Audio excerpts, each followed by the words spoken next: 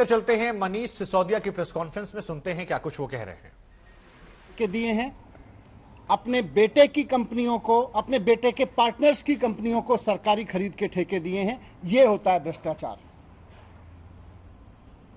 जब कोई चुना हुआ मुख्यमंत्री या मंत्री अपने पत्नी के कंपनी को या अपने बेटे के पार्टनर की कंपनियों को सरकारी खरीद के ठेके दे तो वो इस देश के कानून में भ्रष्टाचार होता है।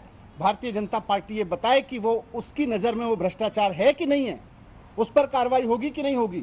अपने मुख्यमंत्री को आज जेल में डालेंगे कि नहीं डालेंगे, ये सवाल खड़े करते हुए मैं आपको पूरी कहानी बताता हूं।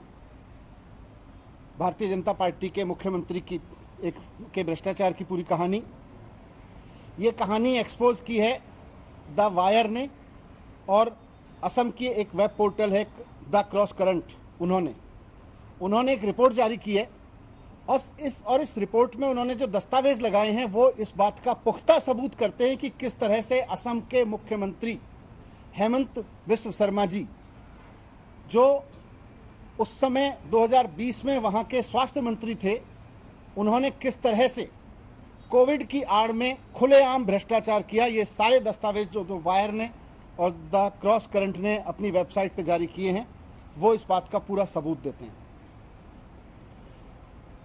घटना 2020 की है, जब पूरे देश में कोविड, सारी दुनिया में कोविड फैल रहा था, सारे देश में पैनिक मचा हुआ था।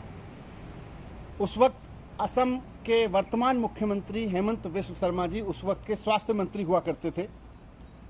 उन्होंने अपने स्वास्थ्य विभाग से पीपीई किट्स खरीदने के ठेके जारी किए।